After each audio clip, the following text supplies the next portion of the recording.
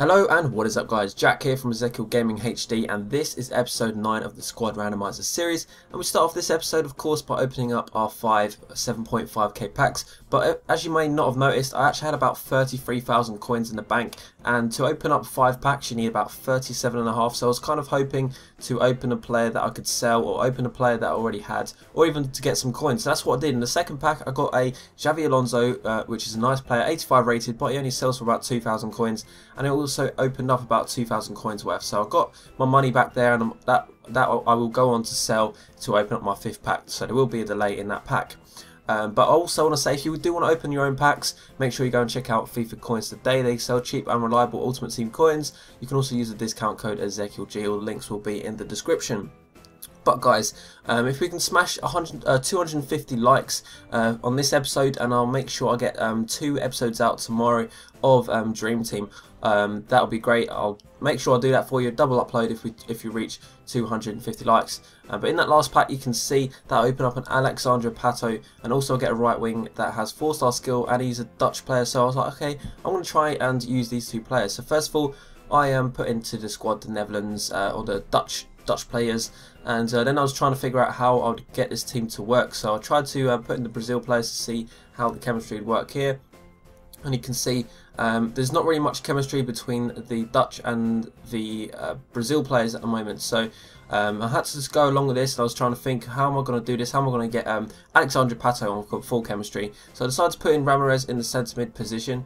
Although that isn't ideal for his actual position, he still gets good chemistry with Van Ginkel on the right, and Felipe Melo and Alexandre Pato, so he should be on full chemistry or there or thereabouts. And then I just put in just a left back from the Liga Portuguesa to link with the centre back, and I also used I think that guy at the top left is called Wellington or something. Is it Wellington or I forgot his name, it went too quickly for me, but he's actually a decent player. He's a silver and he's not that expensive, but he's actually a decent player. So we had quite a lot of chemistry on that team, and we come up against this team here, quite a high rated Liga BBVA team with the likes of Walcott and Aubameyang, so obviously trying to have a bit of pace in his team, but it didn't really work for him. He weren't the greatest of players. First opportunity goes to me with Alexandre Pato, and I absolutely love Alexandre Pato. He's been one of my favourite players on every single version of FIFA. It doesn't even matter if they nerf his account stats, if they nerf his stats at all. Like, he's still always a beast, but he does actually quit out. I was 2-0 up, and it was very convincing at that point in time, so he did quit out. And I think I had about 10 Dream Team points, not Dream Team points, 10 points in the divisions. I'm getting mixed up between my Dream Team series and this series. But there is something I want to announce to you guys about my channel and this series, which I'll get onto in just a second. So in this formation we change up to the 4-3-3, and then in brackets the 4 formation, and it's pretty much the same kind of thing. I go for a Dutch team again, and I also try to bring in some BPL players. So I'm going to try and get I think it's Welbeck as a striker or something like that, or I should be doing that. No, it isn't, sorry, I'm getting confused here. Valdez will go into goalkeeper with PK, and then at the top now you see the BPL players, and it always puts in Defoe above Welbeck, but I always just change. I usually change him out for Welbeck, just because Welbeck's so much better, in my opinion anyway. I just prefer the pace, and I just think that he's a little bit better. He's a little bit taller as well, so it's going to be better on heading situations. But before we get into the next game, you'll see who we come up against on the screen behind us. I'm gonna not upload an episode of this for about 1 or 2 weeks, and the reason why is because it's actually doing okay on my channel. It's gone down since the first episode, of course, because the first episode done really well, but I want to focus on a new series which I'll be starting this Saturday, and I won't be able to do this series, my Dream Team series, squad builders, and pack openings. I won't be able to do everything at once, so what I'm going to do is going to put this on hold for about 1 or 2 weeks until the new series has been completed. But this new series I have will be coming out on Saturday, hopefully, possibly Sunday, but I'm aiming to have it on Saturday. Got it all recorded, and it's going to be really, really good. It's going to have like legend players in. But anyway, moving into the actual gameplay, you see this goal here.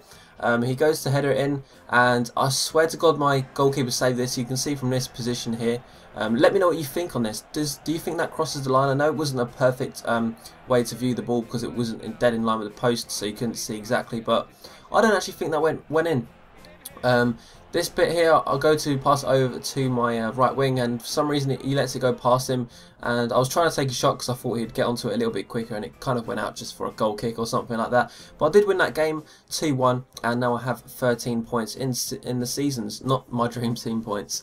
So we're going to the next part, and we had to build a team using the 4-3-3 again with the 5th formation. So I looked at the centre forwards that I had, and basically there was only a Spanish one, and he looked like to be a decent player. I hadn't used my Spanish players much in this episode, so I decided to use a full Spanish team again, just because my Spanish players are really good and I get a lot of chemistry with them. I think I had about 10 chemistry, or 9 to 10 chemistry on every single player. Even the left mid, Nolito, was still on one of the kind of like max chemistry. So it's always worth using this team. It's always good fun. But we come up in the last game against this Brazilian team, and he was actually really good. He wasn't just your typical Brazil team with pace, pace, pace. He actually uses players very well. He's very tricky to play against, but he did get the rubber green a little bit too often for my liking. You'll see what happens. So you can see here, I need a cross coming in, no point running out to him. He puts it into the far post, and Osvaldo with the diving header, literally getting off to a flying start in this game. 17th minute, you can see PK kind of tackling twice here, and I do manage to block the shot from Osvaldo, and unluckily I couldn't show you on the replay because I skipped it, but as who was there, I think it was Lopo or something like that, as he was getting up, he actually kicked the ball into the path of Gustavo. So it was just really unfortunate, really. Although he did deserve the goals because he was putting me under a lot of pressure. He was peppering my goals, so I guess he deserved to get the goals. But here again, coming off the post, goalkeeper kind of like mishandling it, I guess you could say. So really, this is what I mean by not the best of luck or rubber the green. Here, Jesus Navas getting through, going across the goal, taking a shot with his left foot and not quite going in. And even I get trolled after that. I had my analog stick facing inwards so that he wouldn't dribble it out, and he controlled it out. How many times has that happened to you? It always happens to me. Whenever I'm on the edge of the line, I'm always like facing my analog stick the other way so he doesn't dribble it out, and he does. It's so frustrating. Anyway, Jesus Navas does get through again. Very similar position. This time I didn't get enough space to come in.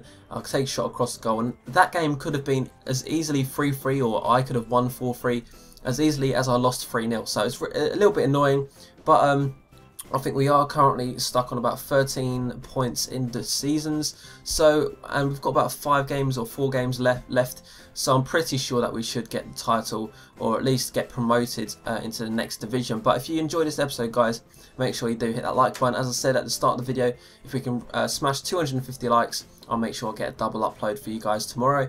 And also, yeah, this will be the last episode for a little bit. So, yeah. Alright, guys, I'll see you later. Bye.